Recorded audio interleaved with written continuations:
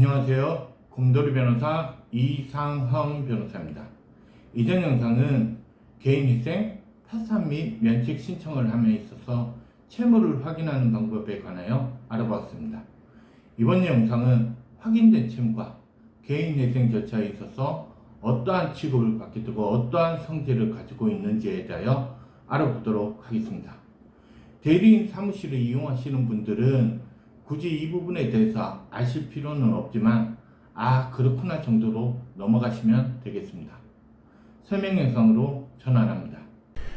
채무자회생 및 파산에 관한 법률 제581조 제1항에서는 개인회생 절차 개시 결정 전의 원인으로 생긴 재산상의 청구권을 개인회생 채권으로 한다라고 보고 있고, 채무자회생 및 파산에 관한 법률 제583조에서는 일정한 채권을 개인회생 재단 채권으로 한다라고 규정하고 있습니다.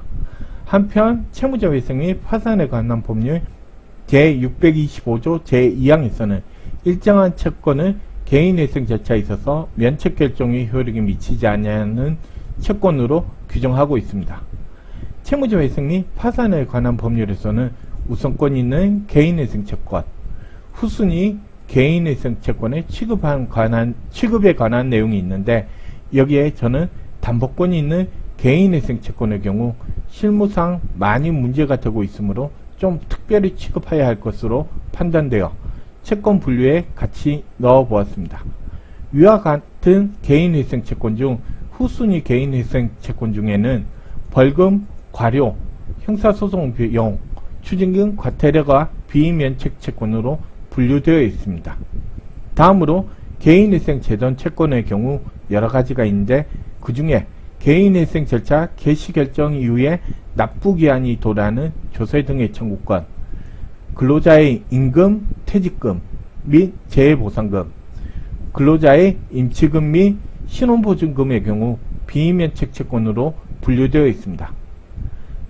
담보권이 있는 개인회생 채권과 관련하여서는 채무자회생 및 파산에 관한 법률 제625조 제2항에서 명시하고 있지 않으나 판례에 의할 경우 담보권이 실행되지 않고 면책결정이 된 경우 별채권의 행사로 변제가 예상되는 채권액으로 기재된 금액 역시 비면책 채권으로 된다고 판시하고 있으므로 이 역시 비면책 채권으로 보아야 하지 않을까 싶네요. 위와 같은 채권 분류에 따라 각 채권의 종류, 특성 등에 대하여 좀 더 구체적으로 알아보도록 하겠습니다. 먼저 개인회생 재단 채권의 종류는 채무자회생 및 파산에 관한 법률 제583조 제1항에서 규정하고 있습니다. 내용을 보면 참 많은데요. 일단 넘어가도록 하겠습니다.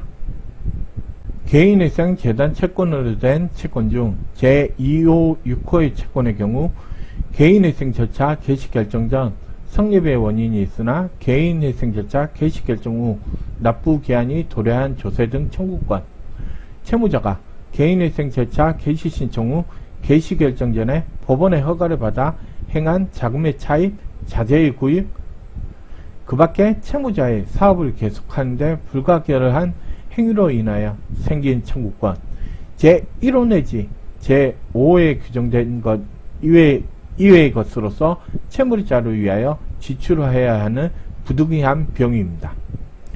제2호, 6호 채권의 경우 주로 영업소득자의 사업운영 과정에서 발생하는 채권과 관련된 내용이라고 보시면 되는데, 이는 영업소득자의 가용소득 산정 시 고려되므로 변제계획안의 개인회생 재단 채권과 관련된 부분에 기재되는 내용은 아니라고 보시면 됩니다. 다음으로 개인회생 재단 채권 중 제3, 4호 채권입니다. 채무자의 근로자의 임금, 퇴직금 및 재해보상금, 개인회생 절차 개시 결정 전의 원인으로 생긴 채무자의 근로자의 임치금 및 신혼보증금에 관한 청구권인데, 근로자를 이용한 영업소득자의 경우 근로자의 임금 등도 이른바 가용소득 산정에 있어서 고려되어 있는 요소이므로 이 부분은 역시 변제계획안에 기재되지 않습니다. 단 회생위원 직무편람을 보면 체불된 임금 등이 있는 경우에는 채무자의 가용소득을 이용하여 6 내지 7개월 이내에 변제가 가능하다고 판단되는 경우 개인회생 채권자에 대한 변제 개시기간은 위와 같은 전액의 변제를 마친 이후부터 진행되는 것으로 변제계획안을 작성하는 실무가 있다고는 합니다. 다음으로 제1회 채권인 회생위원회 보수 및 비용의 청구권입니다.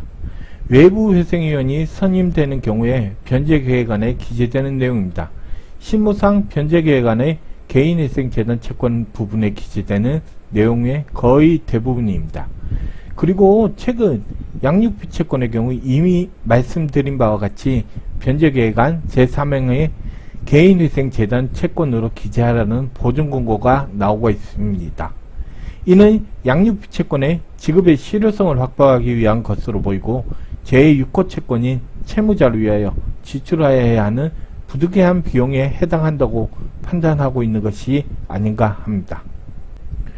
이러한 개인회생재단 채권은 개인회생 절차에 의하지 아니하고 수시로 변제해야 하고 개인회생재단 채권은 개인회생채권보다 먼저 변제되어야 합니다.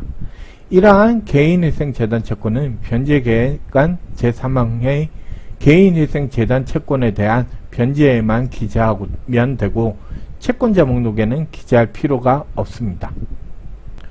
후순위 개인회생 채권과 관련하여서는 채무자회생 및 파산에 관한 법률 제581조 제2항 제446조에 따라 규정되는데 파산에 있어서 후순위 파산 채권에 관한 조문을 준용하고 있습니다.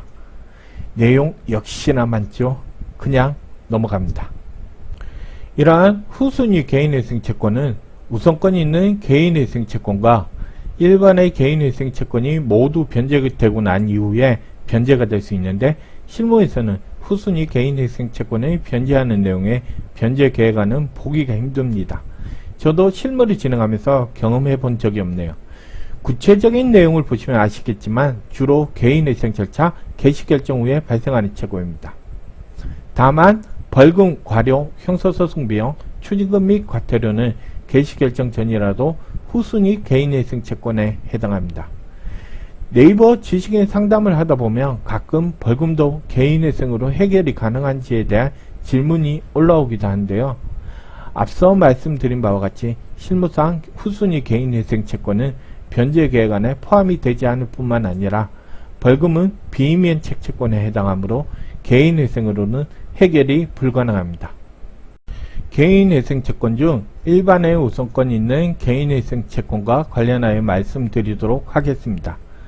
일반의 우선권이 있는 개인회생 채권과 관련하여 채무자회생 및 파산에 관한 법률에서는 개인회생재단 채권과 마찬가지로 전액이 변제되어야 한다고 보고 변제계획안에서 일반의 우선권이 있는 개인회생 채권의 전액의 변제에 관한 사항을 기재하도록 규정하고 있습니다.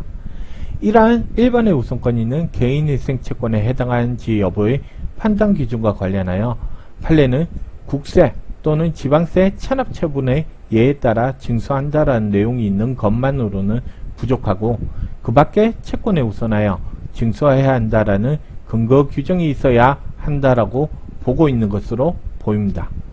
일반의 우선권이 있는 개인회생 채권의 예시로는 국세 및 가산금, 지방세 및 가산금, 관세 및 가산금, 건강보험료, 산업재해보상보험료 등이 있습니다.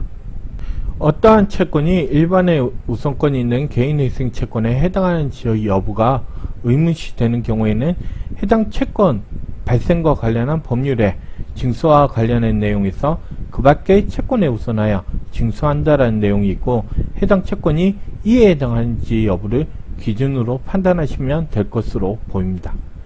일반의 우선권이 있는 개인회생 채권을 포함하여 진행하다 보면 법원에서 채권자 일반의 이익을 위하여 일반의 우선권이 있는 개인회생 채권의 변제기간을 전체 변제기간의 절반으로 하라는 보존공고가 나오는 경우가 있습니다. 이와 관련하여 대법원 판결은 일반의 우선권이 있는 개인회생 채권의 변제기간이 전체 변제기간 60개월의 2분의 1 이내가 되어야만 전체 채권자들의 일반의 이익에 적합하다고 볼 아무런 근거가 없다고 보았습니다. 현재 원칙적인 변제기간이 36개월이라는 점을 고려할 경우 60개월 변제 계획안을 작성한다면 위 대법원 판결 취지를 고려할 경우 일반의 우선권이 있는 개인회생 채권의 변제 기간이 상당히 늘어날 수도 있습니다. 따라서 과거 개인회생 진행 시 일반의 우선권이 있는 개인회생 채권 변제 기간을 전체 변제 기간의 절반으로 하라는 보존 공고에 의할 경우 개인회생 진행이 불가능하였던 사건이 현재는 개인회생 인가를 받기도 합니다. 담보부 개인회생 채권에 대하여 알아보도록 하겠습니다.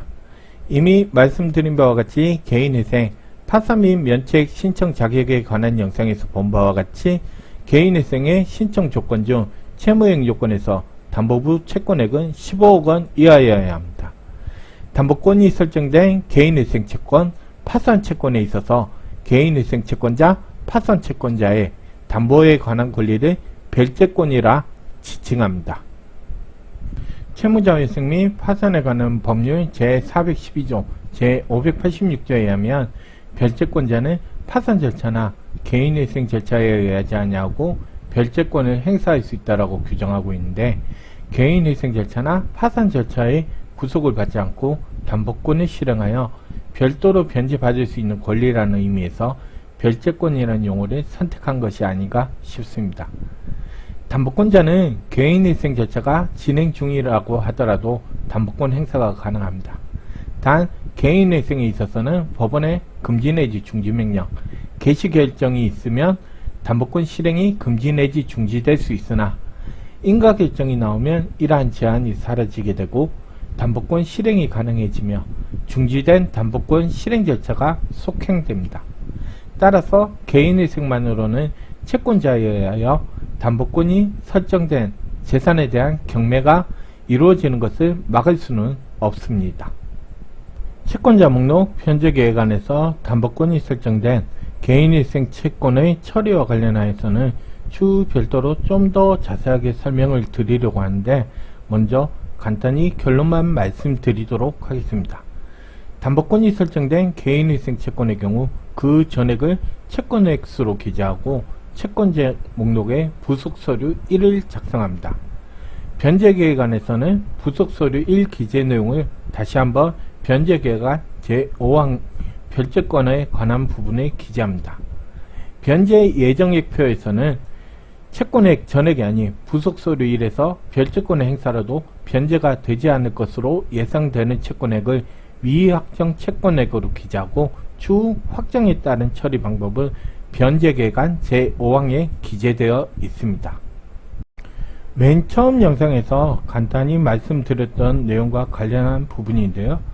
담보권이 설정된 개인회생 채권의 경우 그 전액이 채권자 목록에 채권액으로 기재되는 반면에 변제계획안에서는 별채권의 행사로도 변제가 예상되지 않을 것으로 예상되는 채권액을 미확정 채권액으로 기재하고 있기 때문에 담보권이 실행되지 않고 면책결정이 이루어진 경우 면책결정의 효력이 미치는 범위가 채권자 목록에 기재된 채권액인지 아니면 변제 예정액표에 기재된 미확정 채권 금액인지 의문이 생길 수도 있습니다.